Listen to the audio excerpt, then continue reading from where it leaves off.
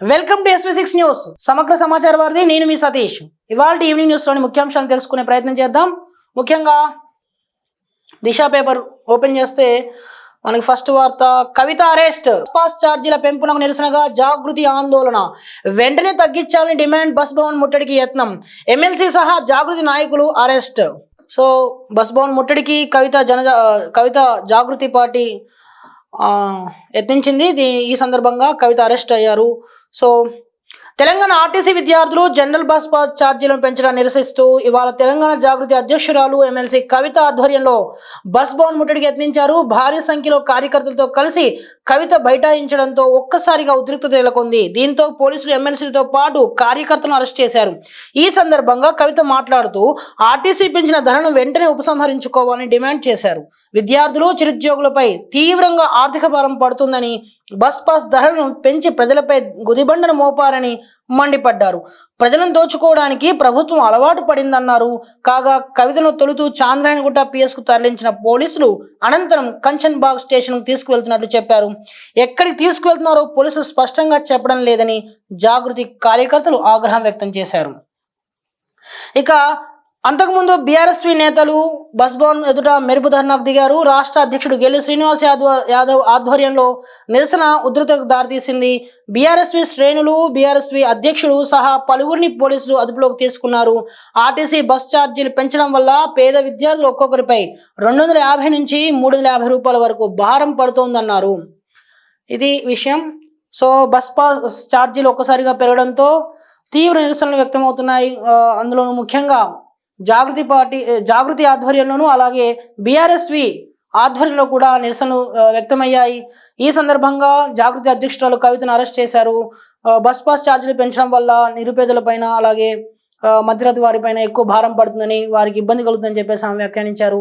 అంతకుముందు బీఆర్ఎస్వి కూడా మెరుపు ధర్నా నిర్వహించింది. సో వాళ్ళందరినీ కూడా అరెస్ట్ చేసి ఆయా పోలీస్ స్టేషన్కు తరలించారు. ఇక మరో వార్త చూద్దాం. సదరం సర్టిఫికేట్ జారీలో గత సర్కార్ నిర్లక్ష్యం, అందుకే చాలా మంది నష్టపోయారు. రాష్ట్ర వ్యాప్తంగా 38 ఆసుపత్రుల్లో టెస్టులు, డాక్టర్ల వర్క్ షాప్ లో మంత్రి సీతక్క. సదరం సర్టిఫికేట్ జారీలో గత ప్రభుత్వం నిర్లక్ష్యం వహించిందని, అందుకే అర్హులు చాలా మంది నష్టపోయారని మంత్రి సీతక్క ఆరోపించారు. హైదరాబాద్ బేగంపేటలోని టూరిజం ప్లాజాలో ఇవాళ సదరం ధృవీకరణ పత్రాల కోసం వైకల్య గుర్తింపుపై డాక్టర్లకు వర్క్షాప్ నిర్వహించారు. కార్యక్రమానికి ముఖ్య అతిథిగా సీతక్క హాజరై డాక్టర్లకు కిట్లు అందజేశారు. అనంతరం మాట్లాడుతూ గత అనుభవాల దృష్ట్యా దివ్యాంగుల్లో వైకల్యాన్ని గుర్తించేందుకు డాక్టర్లకు రాష్ట్ర చరిత్రలో మొదటిసారిగా వర్క్షాప్ నిర్వహిస్తున్నామన్నారు. రాష్ట్ర వ్యాప్తంగా 38 ఆసుపత్రుల్లో సదరం సర్టిఫికేట్ జారీ కోసం అంగవైకల్య పరీక్షలు నిర్వహిస్తున్నట్లు తెలిపారు. ఇందుకు ఒక్కో ఆసుపత్రికి 10 లక్షల చొప్పున మొత్తం 3.8 కోట్లను రిలీజ్ చేస్తున్నట్లు స్పష్టం చేశారు. సదరం సర్టిఫికేట్ల ఆధారంగానే ప్రభుత్వం దివ్యాంగులకు సంక్షేమ పథకాలను అమలు చేస్తోందని మంత్రి తెలిపారు. అందుకే డాక్టర్లు మానవతను జోడించి వైకల్య పరీక్షలు నిర్వహించాలని సూచించారు. దివ్యాంగులకు ఆత్మగౌరవం దక్కాలంటే డాక్టర్లు పక్కాగా పరీక్షలు నిర్వహించి సదరం సర్టిఫికేట్లు ఇవ్వాలన్నారు. ఈ పవిత్ర యజ్ఞంలో దివ్యాంగులందరికీ అండగా నిలవాలని పిలుపునిచ్చారు. ఇక దివ్యాంగులకు సంబంధించినటువంటి సర్టిఫికేట్ల జారీలో గత ప్రభుత్వ నిర్లక్ష్యం వల్ల చాలా మంది నష్టపోయారని చెప్పి సీతక్క ఆరోపించారు. ఈ నేపథ్యంలోనే రాష్ట్ర వ్యాప్తంగా 38 ఆసుపత్రులు ఏర్పాటు చేసి వారు అక్కడ సర్టిఫికేట్ జారీ చేసే ప్రక్రియను అయితే ప్రారంభిస్తున్నట్టుగా చెప్పారు. ఇవాళ మెయిన్గా ఈ డాక్టర్లు వైకల్య గుర్తింపుకు సంబంధించినటువంటి సర్టిఫికేట్ జారీ పైన డాక్టర్లకు రాష్ట్ర చరిత్రలోని తొలిసారిగా వర్క్షాప్ అయితే నిర్వహించారు. ఈ కార్యక్రమానికి తాను ముఖ్య అతిథిగా హాజరయ్యారు. ఈ సందర్భంగా డాక్టర్లందరూ కూడా పలు సూచనలు చేశారు. వైకల్య గుర్తింపు సర్టిఫికేట్ జారీ విషయంలో నిర్లక్ష్యం వద్దని తగదని చెప్పి ఆమె అన్నారు. చాలా వరకు ఎవరైతే దివ్యాంగులు ఉంటారో వాళ్ళకి ప్రభుత్వ పథకాలు అందాలంటే కూడా ఈ సర్టిఫికేట్ చాలా ముఖ్యము. ఉద్యోగాలకు కానీ దానికి కానీ అన్నిటికి కూడా ఇది ఎంతోగానో ఉపయోగపడుతుంది. ఈ సర్టిఫికేట్ల జారీలో నిర్లక్ష్యం వహిస్తే ఎంతో మంది లబ్ధిదారులు తమ అవకాశాలను కోల్పోతారు. సో దీనిపైన ప్రభుత్వం సరైన దృష్టి పెట్టాలని చెప్పి అంటే డాక్టర్లు ఖచ్చితమైన నిర్ధారణతో వారికి సర్టిఫికేట్ జారీ చేయాల్సిన అవసరం ఉంటుంది. ఇవాళ అలా అంటే దానిపైనే వర్క్షాప్ అయితే నిర్వహించారు. ఇక మరో వార్తలోకి వెళ్తే, తెలంగాణలో 2125 కోట్ల పెట్టుబడి ముందుకు వచ్చిన సైవా గ్రూప్, తారానీస్ క్యాపిటల్. రాష్ట్రానికి చెందిన 5 సంస్థలతో ఒప్పందం, 5020 మంది యువతకు ఉపాధి అవకాశాలు. మంత్రి శ్రీధర్బాబు సమక్షంలో MOU. రాష్ట్రానికి పెట్టుబడులు తీసుకొచ్చి తెలంగాణ యువతకు ఉద్యోగాలు కల్పించాలన్నదే సీఎం రేవంత్ రెడ్డి నేతృత్వంలోని ప్రజాప్రభుత్వ సంకల్పమని మంత్రి శ్రీధర్ బాబు అన్నారు. యుఏఈకి చెందిన ప్రముఖ కంపెనీలు సైవా గ్రూప్, తారానిస్ క్యాపిటల్ సంస్థలు రాష్ట్రానికి చెందిన 5 సంస్థలతో సచివాలయంలో మంత్రి సమక్షంలో ఎంఓయూ కుదుర్చుకున్నాయి. రాష్ట్రంలో 2,125 కోట్ల పెట్టుబడులు పెట్టేందుకు ఒప్పందాలు చేసుకున్నాయి. దీనివల్ల 5,020 మందికి ఉపాధి లభించనున్నట్లు సంస్థలు వెల్లడించాయి. ఈ సందర్భంగా శ్రీధర్బాబు మాట్లాడుతూ 18 నెలల కాంగ్రెస్ పాలనలో 60,000కు పైగా ప్రభుత్వ ఉద్యోగాలు భర్తీ చేశామని, 3 లక్షల కోట్ల పెట్టుబడులను తెలంగాణకు తీసుకొచ్చామని చెప్పారు. ఫలితంగా ప్రైవేట్ రంగంలో 1,00,000 మందికి పైగా తెలంగాణ యువతకు ఉద్యోగాలు లభించాయన్నారు. తెలంగాణ రైజింగ్ ప్రయాణంలో ఈరోజు మరో గొప్ప అడుగు వేయబోతున్నామని, కొత్తగా మరో 5,020 మంది తెలంగాణ యువతకు ఉపాధికి దక్కబోతుందనే విషయాన్ని తెలియజేయడం చాలా సంతోషంగా ఉందన్నారు. ఇక రాష్ట్రం నుంచి పరిశ్రమ తరలి వెళ్ళిపోతున్నాయంటూ తమ ప్రభుత్వంపై దుష్ప్రచారం చేస్తున్నారని మంత్రి శ్రీధర్బాబు మండిపడ్డారు. ఇలాంటి వారికి తాము తీసుకొస్తున్న పెట్టుబడులు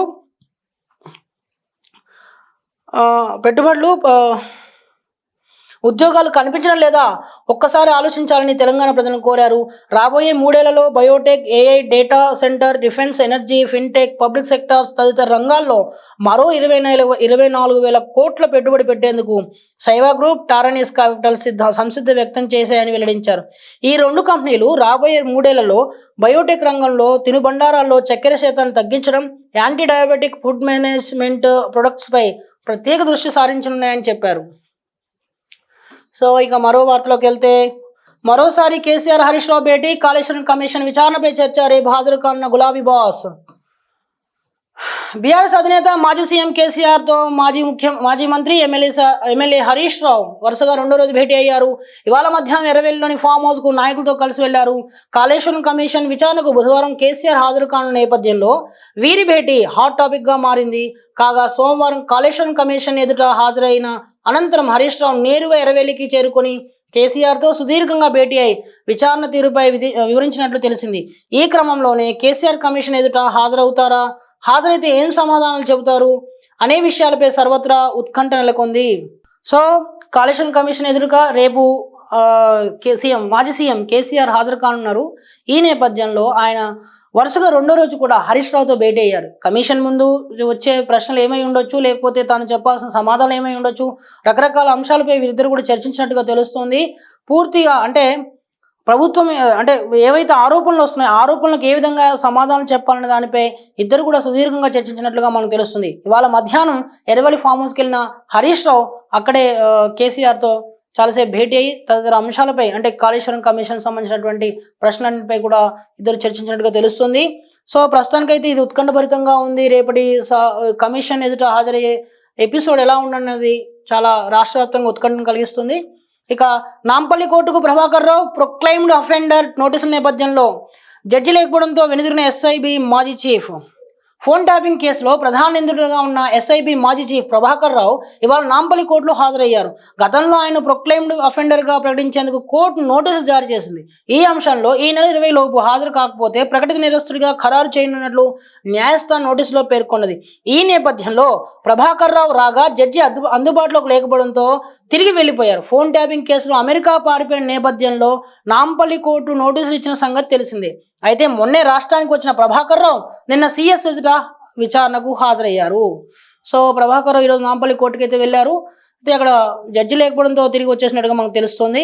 ఇంకా దేశం అన్ని రంగాల్లో ముందుకు సాగుతోంది. కేంద్ర విద్యాశాఖ మంత్రి ధర్మేంద్ర ప్రధాన్ అంతర్జాతీయ యువశాస్త్రాల సమావేశానికి హాజరు. సంగారెడ్డిలో ఈరోజు జరిగినటువంటి అంతర్జాతీయ యువశాస్త్ర సమావేశానికి కేంద్ర విద్యాశాఖ మంత్రి హాజరై దేశం యొక్క ప్రగతి అన్ని రంగాల్లో ఉందని చెప్పేసి అన్నారు. ఇక రాబర్ట్ వాద్రాకు మరోసారి ఈడీ నోటీస్. మనీ లాండరింగ్ కేసులో జారీ, వ్యాపారవేత్త భండారీతో వాద్రాకు సంబంధాలు. కేంద్ర దర్యాప్తు సంస్థ ఎన్ఫోర్స్మెంట్ డైరెక్టరేట్ కాంగ్రెస్ నేత రాహుల్ గాంధీ బావ రాబర్ట్ వాద్రాను మరోసారి ప్రశ్నించేందుకు నోటీసులు జారీ చేసింది. మనీ లాండరింగ్ ఆరోపణలపై ఈడీ దర్యాప్తు కొనసాగుతుండగా అక్రమాస్తుల కేసులో పరారీలో ఉన్న వ్యాపారవేత్త సంజయ్ భండారీతో వాద్రాకు సంబంధాలు ఉన్నట్లు ఈడీ అనుమానాలు వ్యక్తం చేస్తుంది. సంజయ్ భండారీ 2016లో భారత్ నుంచి పారిపోగా ప్రస్తుతం యునైటెడ్ కింగ్డమ్లో ఉంటున్నారు. భారత ప్రభుత్వం ఆయనకు వ్యతిరేకంగా ఎక్స్ట్రాడిషన్ చర్యలు ప్రారంభించింది. విదేశాల్లో అక్రమాస్తులు కలిగి ఉండడం, PMLA, black money act, official secrets, యాక్ట్లను ఉల్లంఘించడం వంటి తీవ్ర ఆరోపణలు భండారీపై ఉన్నాయి. భండారీ లండన్లో కొనుగోలు చేసిన ఆస్తులు భారత్లో ఆయుధ ఒప్పందాల నుంచి వచ్చిన అక్రమ డబ్బుతోనే కొనుగోలు చేసినవని ఈడీ ఆరోపిస్తోంది.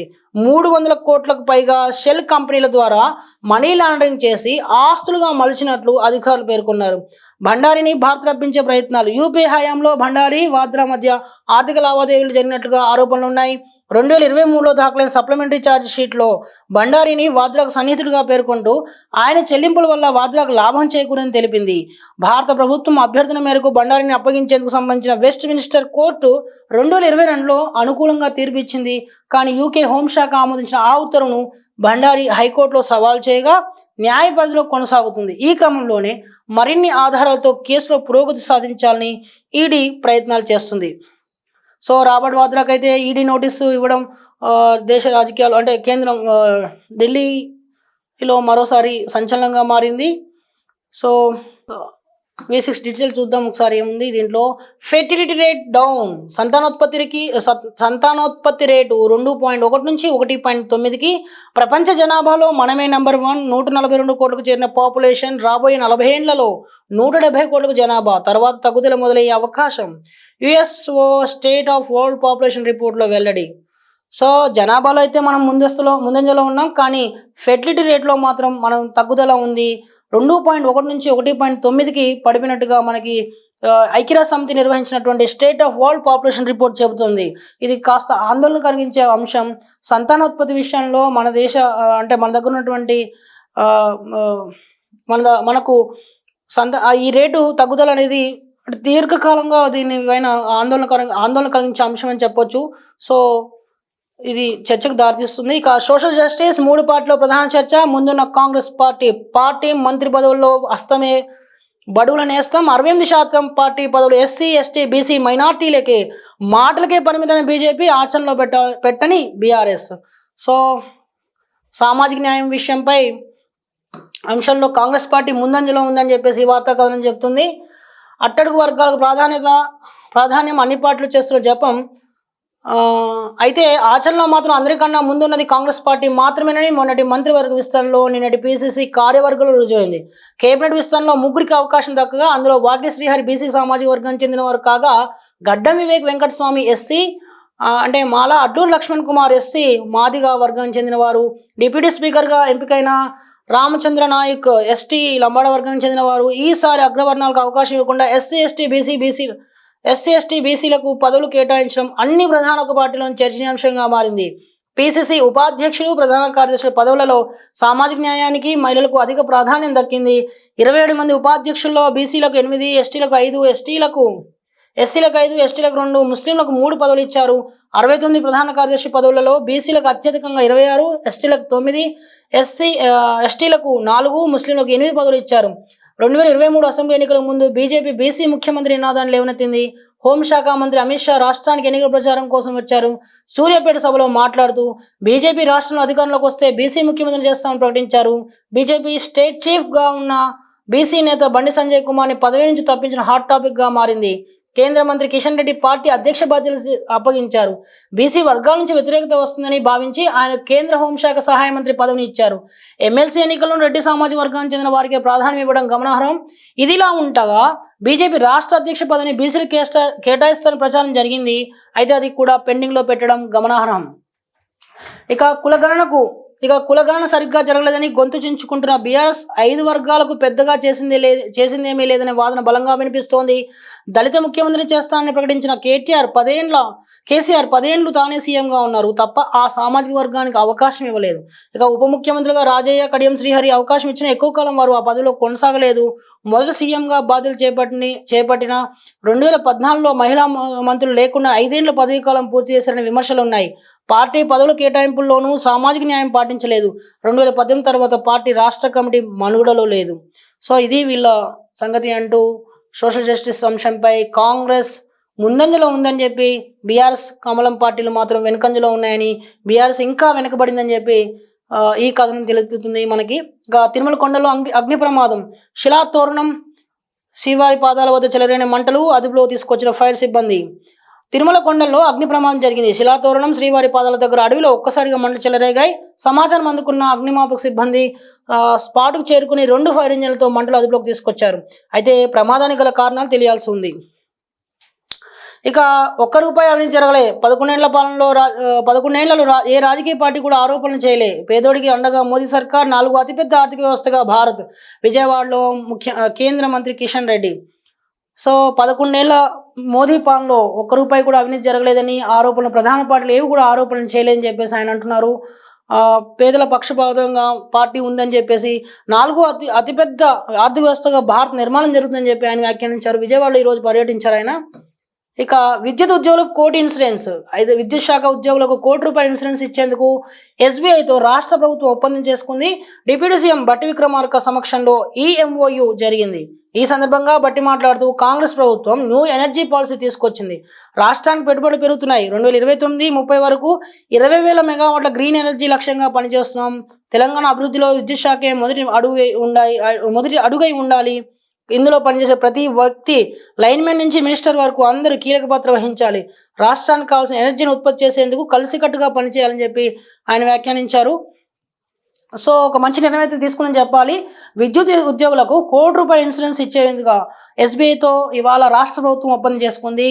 విద్యుత్ రంగం చాలా కీలకమని, రాష్ట్ర అభివృద్ధిలో అది మొదటి అడుగే ఉండాలని చెప్పేసి డిప్యూటీ సీఎం బట్టి విక్రమార్క అన్నారు. సో చాలా ఉపయోగం. నిజం చెప్పాలంటే ఒక లైన్ మ్యాన్ పైకి ఎక్కాడంటే ఏమవుతుందో కూడా చెప్పలేని పరిస్థితి. ఒక్కసారిగా ఏదైనా ఊహించిన ప్రమాదం జరిగితే ఆ వ్యక్తి దూరం అయితే ఆ కుటుంబానికి ఎదురయ్యే నష్టం ఎంతో మనం చెప్పలేం. సో ఇలాంటి సందర్భాల్లో ఈ ఇన్సూరెన్స్ అనేది ఎంతగానో ఉపయోగపడుతుంది. రాష్ట్ర ప్రభుత్వం, తెలంగాణ రాష్ట్ర ప్రభుత్వం అదే దానిపైన దృష్టి పెట్టి ఫోకస్ చేసింది. ఎవరికైనా ఏదైనా ఊహించిన ప్రమాదం జరిగితే ₹1 బీమా లభించేటట్టుగా ఎస్బీఐతో ఒప్పందం చేసుకుంది. సో ఇక మరో వార్త, గుంటూరు జైలుకు కొమ్మినేని 14 రోజులు రిమాండ్ విధించిన మంగళగిరి కోర్టు.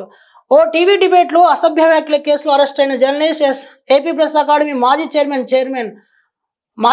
కొమ్మినేని శ్రీనివాసరావును పోలీసులు గుంటూరు జిల్లా మంగళగిరి కోర్టులో హాజరుపరిచారు. కోర్టు ఆయనకు 14 రోజులు జ్యుడిషియల్ రిమాండ్ విధించింది.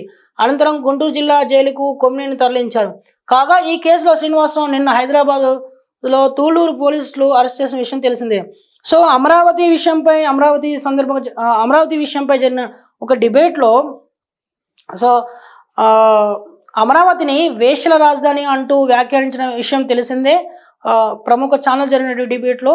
సో ఆ డిబేట్కి అనుసంధానకర్తగా పనిచేస్తున్నటువంటి, అంటే యాంకర్గా ఉన్నటువంటి సీనియర్ జర్నలిస్ట్ కొమ్మినేని శ్రీనివాసరావును ఈ కేసులో అరెస్ట్ చేయడం మనందరికీ తెలిసిన విషయమే. ఆయన ఈరోజు మంగళగిరి కోర్టులో ప్రవేశపెట్టారు. ఈ సందర్భంగా ఆయనకి 14 రోజులు రిమాండ్ విధిస్తూ కోర్టు తీర్పునిచ్చింది. సో నిన్న ఆయన్ని హైదరాబాద్లోనే అరెస్ట్ చేశారు తూలూరు పోలీసులు. సో ఇది రాష్ట్ర వ్యాప్తంగా తీవ్ర ఆందోళన కలిగిన విషయం తెలిసిందే. అంటే చాలామంది నిరసనలు తెలుపుతున్నారు. అమరావతి అంటే దేవతల రాజధాని అంటాం, కానీ దాన్ని వేషల రాజధానిగా ఈరోజు ఒక టీవీ డిబేట్లో చర్చించడం అనేది అంటే రాష్ట్ర గౌరవాన్ని తగ్గిస్తున్నారు, మహిళలను అవమానపరుస్తున్నారు. అక్కడ ఉండే మహిళలందరూ కూడా ఎక్కువగా ఎస్సీ, ఎస్టీ, బీసీ, మైనార్టీ వర్గాల వారే, అగ్రవర్ణాలు చాలా తక్కువగా ఉంటారు. ఇప్పుడు ఆ విధంగా అంటే మహిళల్ని అంటే కాంగ్రెస్ పార్టీ కూడా, ఏపీ కాంగ్రెస్ కూడా దీనిపైన తీవ్రంగా స్పందించింది. చాలామంది మహిళా సంఘాలు కానీ, లేకపోతే ఇప్పుడు ఎవరైతే కృష్ణంరాజు అనే సీనియర్ జర్నలిస్ట్ ఎవరైతే వ్యాఖ్యానించారో ఆయన కూడా నేషనల్ విమెన్ కమిషన్ కూడా దీన్ని సుమోటుగా తీసుకొని దీనిపైన కేసు నమోదు చేసినట్టుగా మనకు తెలుస్తుంది. సో ఏపీ వ్యాప్తంగా ఆ డిబేట్ పైన తీవ్రమైన చర్చ జరుగుతుంది. ఇక జూలై 1st వీక్లో బీటెక్ కౌన్సిలింగ్, ఆగస్టు 14 లోపు క్లాసులు స్టార్ట్, సిలబస్ మార్పుపై కసరత్తు, ఉన్నత విద్యామండలి చైర్మన్ బాలకృష్ణారెడ్డి. సో ఇదొకటి వార్త. శాఖలపై రేపటిలోగా క్లారిటీ, రేవంత్ రెడ్డి అధిష్టానంతో చర్చలు జరుపుతున్నారు. కేబినెట్ విస్తరణలో సామాజిక న్యాయం, కాంగ్రెస్ ఆలోచన విధానాన్ని ప్రజలకు తీసుకెళ్తాం. ఢిల్లీలో మీడియాతో మంత్రి వివేక్ వెంకటస్వామి. సో శాఖలపై రేపటిలో క్లారిటీ వస్తుందని చెప్పి వివేక్ వెంకటస్వామి అన్నారు. ఆయనకు మంత్రి పదవి వచ్చిన విషయం తెలిసిందే. అయితే శాఖలు ఏంటనేది రేపుగా తెలిసే అవకాశం ఉంది. సో ముఖ్యంగా కాంగ్రెస్ ఏదైతే విధానం తీసుకెళ్తుందో, అంటే బడుగులు బలహీన వర్గాలకు అండగా ఉంటుందనే ఒక నినాదాన్ని తీసుకువెళ్తామని, వాళ్ళకి ఎక్కువ ప్రాధాన్యత ఈ మంత్రి పదవిలో దక్కిందని చెప్పేసి ఆయన అంటున్నారు. సో ఈ అంశాన్ని ప్రజలకు బలంగా తీసుకెళ్తామని చెప్తున్నారు. రేపటిలోగా దీనిపై క్లారిటీ వస్తుందని చెప్పేసి మనకు తెలుస్తుంది, ఆయన మాటల ద్వారా మనకు తెలుస్తుంది. మంత్రివర్గ విస్తరణ అయితే జరిగింది. ఇంకా మంత్రి పదవులు ఎవరెవరికి ఏ శాఖలు కేటాయించినది రేపటిలోగా మనకు తెలిసే అవకాశం ఉంది. ఇది ఇవాళ ఈవినింగ్ న్యూస్. మరో రోజు మళ్ళీ కలుద్దాం. ధన్యవాదాలు.